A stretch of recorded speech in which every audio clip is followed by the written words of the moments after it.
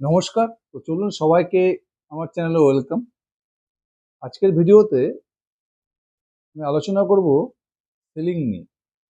Stock মার্কেটে survive করতে গেলে যদি স্টক মার্কেট থেকে আপনাকে বেশি রিটার্ন জেনারেট করতে লাগে, তাহলে যেরকম আমাদের অ্যাগ্রেসিভ বাইং করতে হবে, হাই গ্রোথ স্টক, যেসব স্টকগুলো দুর্দান্ত বিজনেস করছে, যারা দুর্দান্ত গাইডেন্স দিচ্ছে, মানে সেক্টরের হাইয়েস্ট গ্রোথ করছে, যেসব সেক্টরগুলোর মধ্যে টেলউইন্ড আছে, সেই সব সেক্টরের হাই গ্রোথ স্টকগুলো আমাদের বাইং করতে হবে।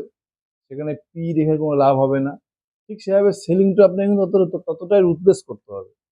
যেসব স্টকের বিজনেস খারাপ হয়ে গেছে, রেজাল্ট খারাপ এসছে এবং প্লাস কোম্পানির গাইডেন্স খারাপ দিচ্ছে, কোম্পানির বিজনেসের এনভায়রনমেন্ট খারাপ লাগছে, কোম্পানি কনকলে অতটা কনফিডেন্ট লাগছে না, একে তো রেজাল্ট খারাপ, তারপরে কোম্পানির কনকলে অতটা কনফিডেন্ট মনে হচ্ছে না, তখন কিন্তু সেই সব স্টকগুলোকে কিন্তু আপনাকে সেলিং করতে হবে। মানে এটাকে বলে রুথলেস সেলিং, কুইক সেলিং করতে হবে। হয়তো আপনার স্টক 20% ডাউনও থাকতে পারে, 30% ডাউনও থাকতে পারে, 40% ডাউনও থাকতে পারে। যখন কোনো স্টকের বিজনেস খারাপ হয়ে গেছে, রেজাল্ট খারাপ এসছে, প্লাস কোম্পানির কনকলে অতটা কনফিডেন্ট মনে হচ্ছে না, এইসব স্টকগুলোকে যদি আমরা পোর্টফোলিওতে রাখি, তাহলে কি হবে, আমাদের পোর্টফোলিওর হেলথটা খারাপ হয়ে যাবে।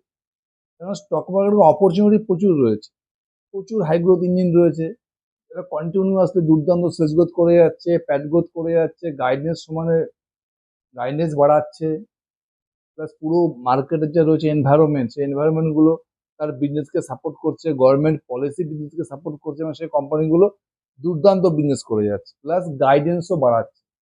আমাদের কি করতে হবে, সেই স্টকগুলোকে বেটার অ্যালোকেশন দিতে হবে, সেই স্টকগুলোকে বেশি টাকা দিতে হবে। ঠিক সেম প্রসেসে যখন আপনার কোম্পানিগুলোর বিজনেস, কোনো কোনো স্টকের দেখা যায় বিজনেস গ্রোথ কমে গেছে, সেলস গ্রোথের নাম্বার কমে গেছে, প্রফিট মার্জিন কমে গেছে, প্রফিট গ্রোথের নাম্বার কমে গেছে, প্লাস কোম্পানি কনকলে গাইডেন্স কমিয়ে দিচ্ছে, কোম্পানি কনকলে বিজনেসের প্রবলেমের কথা বলছে, কোম্পানি যেভাবে প্রমিস করছিল হয়তো এই কোয়ার্টার বা লাস্ট দুটি কোয়ার্টারে সেভাবে পারফর্ম করতে পারছে না, এবং কোম্পানি কনকলে ঠিক এটাকে এক্সপ্লেনও করতে পারছে না, বুঝাতেও পারছে না, তখন কিন্তু আপনাকে সেই স্টকগুলো কাটতে হবে। সেই স্টকগুলো 40% লসে থাকুক, স্টকগুলো যতই সস্তা হয়ে থাকুক, সেই স্টকগুলোকে আপনার খুব অ্যাট্রাক্টিভ মনে হতে পারে। কারণ যখনই কোনো কোম্পানিদের কোনো স্টকের গ্রোথ চলে যায়, সেলস গ্রোথ, প্রফিট গ্রোথ চলে যায়, কোম্পানি গাইডেন্স কমাতে থাকে, তখন কি হয়, মার্কেট সেসব স্টকগুলোকে সেল করা শুরু করে। যখনই পুরো বাজার সেই সব স্টকগুলোকে সেল করা শুরু করে, অটোমেটিক সেই স্টকগুলোর কি হয়, প্রত্যেকের প্রাইস নামতে থাকে, এবং সেই স্টকগুলোর পি, মার্কেট ক্যাপও কমতে থাকে এবং স্টকগুলোর পি ধীরে ধীরে কমতে থাকে। তখন আমাদের রিটেল ইনভেস্টরদের কাছে কি হয়, সেই স্টকগুলো খুব অ্যাট্রাকটিভ লাগে। এটাই হচ্ছে ইনভেস্টিং এর সব থেকে বড় মাইনাস। যখনই দেখবেন কোনো কোম্পানির বিজনেস দুর্দান্তভাবে এগোচ্ছে, সেলস গ্রোথ, প্রফিট গ্রোথ বেড়ে যাচ্ছে, কোম্পানির গাইডেন্স বাড়াচ্ছে, সেই স্টকগুলো আপনি কোনো সময় সস্তা পেতে পারবেন না। সেই স্টকগুলো দেখবেন সবসময় 50, 60, 70, 80, 90, 100 সময় হাই ভ্যালুয়েশনে পাওয়া যায়। আমরা কি মনে করি, যে স্টকগুলো আমার হাতে চলে গেল, আমি তো এই স্টকটা নিতে পারবো না। মানে একটা স্টক যদি ডাবল হয়ে যায়, যে 500 টাকা স্টক 1000 টাকা হয়ে যায়, তখন আমরা কি করি, স্টকটিকে আর পোর্টফোলিও নিতে পারি না, নেই না, কারণ আমাদের কাছে মনে হয় স্টকটা ওভার ভ্যালু। অথচ সেই স্টকটি, যে স্টকটা আজকে 500 টাকাতে 1000 টাকা হয়ে গেল, আমাদের দেখা গেল তার যে বিজনেস পসিবিলিটি রয়েছে, কোম্পানির যে গাইডেন্স রয়েছে, দেখা নেক্সট 3 বছরের স্টকে 500 থেকে 10,000 টাকা হবে। যে স্টকটি 500 টাকা থেকে 10,000 টাকা হবে, সেই স্টকটা আপনি 500 টাকাতেই নেন, 1000 টাকাতেই নেন, আর 1200 টাকাতেই নেন, আলটিমেটলি আপনি গেইনার হবে। মানে হাই গ্রোথ ইঞ্জিন আপনি জেপিতেই নেন, আপনাকে কিন্তু সেই স্টকটা পয়সা বানিয়ে দেবে। লো গ্রোথ ইঞ্জিন, যেই কোম্পানির গ্রোথ চলে গেছে, যেই স্টকের গ্রোথ চলে গেছে, সেই স্টক আপনি যত সস্তা পিতে নেন, সেই স্টক কিন্তু পয়সা বাড়াবেন। মানে একটা হাই গ্রোথ ইঞ্জিন 2 মাস আগে, মানে একটা হাই গ্রোথ স্টক 2 মাস আগে, 3 মাস আগে 500 টাকা ছিল, স্টকটা এখন 1000 টাকা হয়ে গেছে, 1200 টাকা হয়ে গেছে, তার মানে সেই স্টকটা আমি আর নিতে পারবো না, এই কনসেপ্টটা কিন্তু ভুল। কারণ এই স্টকটাও 3 বছর পরে 5,000, 10,000 টাকা হয়ে যাবে। এই 500তে নেন আর 1200তে নেন আর 1500 নেন, খুব একটা কিন্তু এফেক্ট করবে। ঠিক আছে, হাই গ্রোথ স্টক সবসময় আপনাকে হাই পিতেই নিতে হবে। যে স্টকের বিজনেস খারাপ হয়ে যাবে সেই স্টক দেখবেন সময়ের সস্তা হতে থাকবে। আর এই স্টকগুলো আপনি নিয়ে নিলেন পোর্টফোলিওতে, আপনাকে স্টকগুলো নিয়ে বসে থাকতে হবে। আজকে আমি কয়েকটি স্টক নিয়ে আলোচনা করব যে স্টকগুলো দুটো বা তিনটি কোয়ার্টার আগেও দুর্দান্ত ডিল ছিল, স্টকগুলো লাস্ট দুটি কোয়ার্টার থেকে স্টকগুলোর বিজনেস ডাউন হয়ে গেছে, সেলস গ্রোথ কমে গেছে, প্রফিট গ্রোথ কমে গেছে, বিজনেসের প্রবলেম চলে এসেছে। সেই সব স্টকগুলো কিন্তু আমাদেরকে অ্যাভয়েড করতে হবে। এইসব স্টকগুলো সস্তা হচ্ছে দেখে আমরা আরো পোর্টফোলিও যদি অ্যাড করে দিই তাহলে কিন্তু আমরাই বিপদে পড়ব। এক নম্বর হচ্ছে ইন্ডিয়া শেল্টার। আপনি ইন্ডিয়া শেল্টার হাউজিং ফিনান্স কোম্পানিতে দেখেন, আমি কিন্তু এই স্টকটি নিয়ে আগাগোড়াই বুলিশ ছিলাম। মানে এই স্টকটি পুরো হাউজিং ফিনান্স সেক্টরে দেখেন সব থেকে হাই স্কেলে গ্রোথ করতো, অ্যাসেট কোয়ালিটিও ভালো ছিল। কিন্তু আপনি ইন্ডিয়া শেল্টারকে দেখেন লাস্ট দুটি কোয়ার্টার থেকে মোটামুটি Q3 FY26 এর পর থেকে এর মধ্যে গাইডেন্স কমিয়ে দিয়েছে। এর আগে গাইডেন্স কি দিত, 35% করে লোন বুক গ্রোথ করবে মিনিমাম 30 থেকে 35। Q4 এ এসে Q4 FY26 এ কোম্পানি গাইডেন্সটা কমিয়ে দিয়ে কত বলেছে, লোন বুক গ্রোথ করবে এখন 25 থেকে 30%। এ কোয়ার্টারে অ্যাকচুয়ালি কোম্পানিকে দেখবেন 24% লোন বুক গ্রোথ করেছে, প্লাস যে প্যাড গ্রোথ মাত্র 17 থেকে 18% রয়েছে।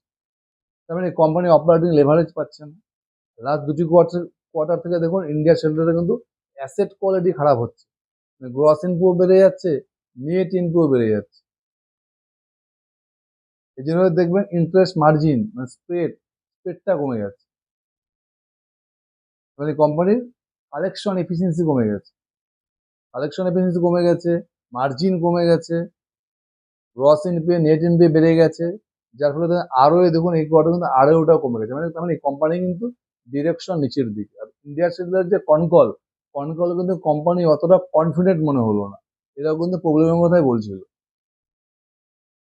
তার মানে যখন কোম্পানি গাইডেন্স কমিয়ে দেয় না, একটা 35%-এর ইঞ্জিন 25%-এর গাইডেন্স দেয়, তার মানে কি বুঝতে হবে যে একটা financial company guidance, financial company তো লোককে টাকা দিচ্ছে, লোন দিচ্ছে, মানে এর তো গাইডেন্স কমানোর কোনো কথাই না। যখন কোনো ফিনান্সিয়াল কোম্পানি গাইডেন্স কমাবে তার মানে বুঝতে হবে কোম্পানির কালেকশন এফিসিয়েন্সিতে প্রবলেম হচ্ছে, কোম্পানি লোন কালেকশন করতে পারছে না, গ্রস এনপিএ নেট এনপিএ নিয়ে কোম্পানির সমস্যা, 30+ ডিপিডি কোম্পানির বেড়ে গেছে। তখন যদি আপনি ইন্ডিয়া শেল্টার স্টকটি এখন ধীরে ধীরে সস্তা হচ্ছে, স্টকটিতে সেলিং প্রেশার চলে এসছে, এখন যদি আপনি স্টকটাকে আরো অ্যাড করতে থাকেন পোর্টফোলিওতে সস্তা হচ্ছে জন্য, তার মানে আপনি কিন্তু খুব ভুল রাস্তায় যাচ্ছে। এখান থেকে কিন্তু ইন্ডিয়া শেল্টারের পয়সা বানানো খুব কঠিন। আমি বলছি না ইন্ডিয়া শেল্টার কোনোদিনই পয়সা বানাবে না, দুটো বা তিনটা কোয়ার্টার পরে আবার তার গ্রোথ গাইডেন্স বাড়িয়ে দেয়, এদের অ্যাসেট কোয়ালিটি আবার আগের জায়গায় চলে আসে, আবার যদি 35% গ্রোথের গাইডেন্স দেয় তাহলে স্টকটি আবার পয়সা বানাবে। কিন্তু এখন আমি কেন ইন্ডিয়া শেল্টারে ঢুকবো, কারণ আমার কাছে প্রচুর অপরচুনিটি রয়েছে।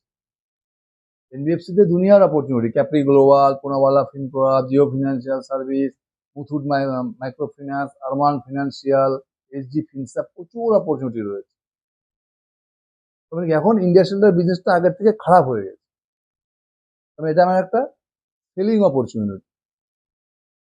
আরেকটি স্টক দেখুন হেলথ কেয়ার সেক্টরের জিনাসিকো লাইফ। আমি এই স্টকটি নিয়ে খুব বুলিশ ছিলাম, যদি দুটি কোয়ার্টার দেখেন জিনাসিকোর কিন্তু বিজনেসের প্রবলেম হচ্ছে। দুটি কোয়ার্টারে কিন্তু দেখুন হেলথ কেয়ার, বিশেষ করে হেলথ কেয়ার সেক্টরে, হসপিটাল সেক্টরে কিন্তু গ্রোথ চলে গেছে। গ্রোথ বলতে বেড এক্সপেনশন হচ্ছে। যদি এই কোয়ার্টারও দেখে এদের কিন্তু আয়ুর্বেদিক হেলথ কেয়ার প্রোডাক্টটা ভালো গ্রোথ করেছে, 40% পুরো গ্রোথ করেছে।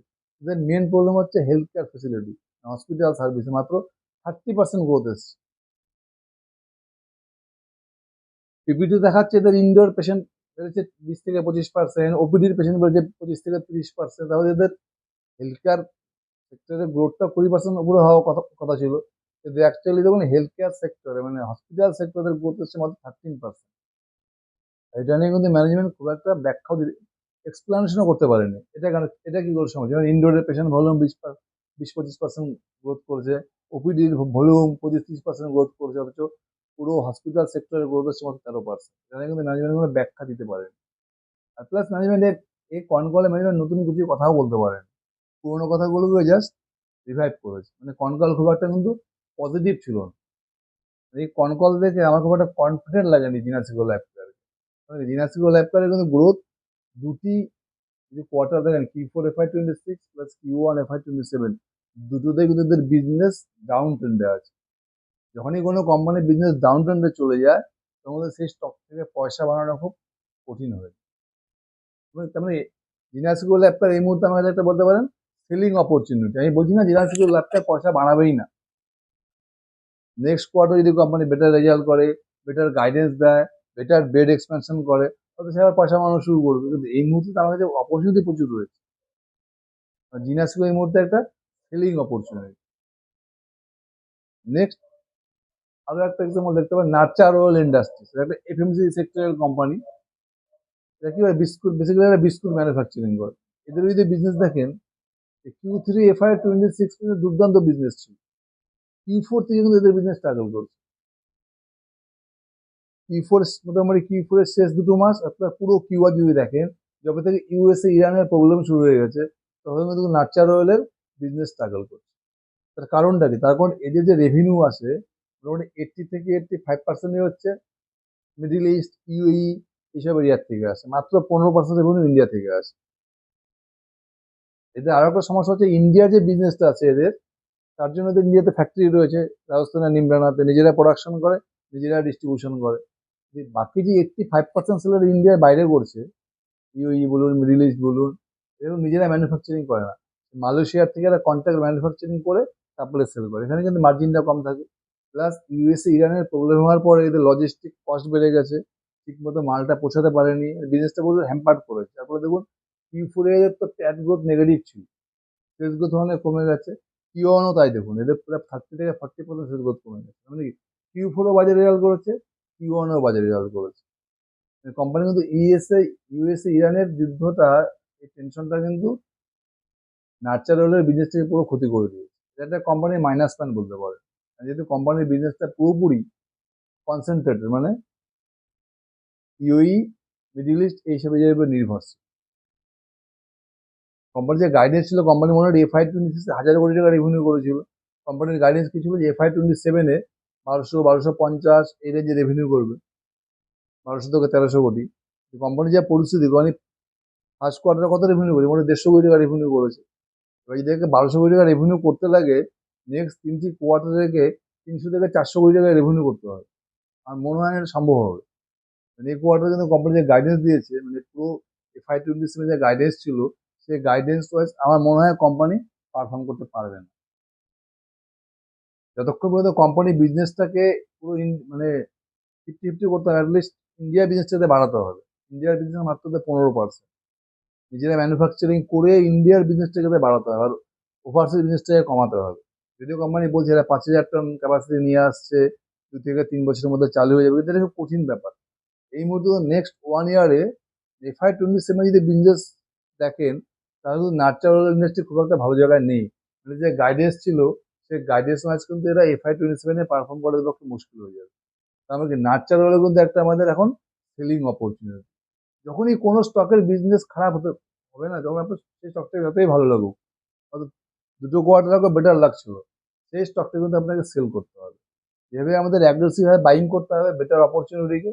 যখনই সেই অপরচুনিটিগুলো খারাপ হয়ে যাবে, সঙ্গে সঙ্গে সেই স্টকগুলো আমাদের সেল করতে হবে, কারণ আমাদের কাছে অপরচুনিটি প্রচুর রয়েছে। এফএমসি সেক্টরে দেখেন, Manorama industries, Zydus wellness, vintage coffee, জুয়েলারিতে sky gold, PN Gadgil, Shanti gold.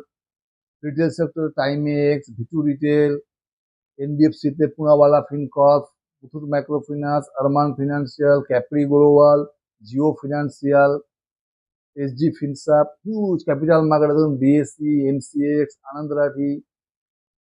AI সেক্টরে ডাটা সেন্টারে এরোফ্লেক্স, টিডি পাওয়ার সিস্টেম, টিভি সেক্টরে এথার এনার্জি, এর প্রচুর অপরচুনিটি রয়েছে। যাদের বিজনেস খারাপ হয়ে যাবে, সেই স্টকগুলোকে পরবর্তীকালে ভালো হবে কি হবে না সেই আশায় কোনো স্টককে ধরে রাখবেন না। যার বিজনেস খারাপ হয়েছে, যে কনকলতাটা কনফিডেন্ট না, সেই স্টকগুলোকে পোর্টফোলিও থেকে বেরায় দিন। এটা হচ্ছে অ্যাক্টিভ ইনভেস্টিং এর মুদ্রা কথা, aggressive buying plus aggressive selling. Thank you.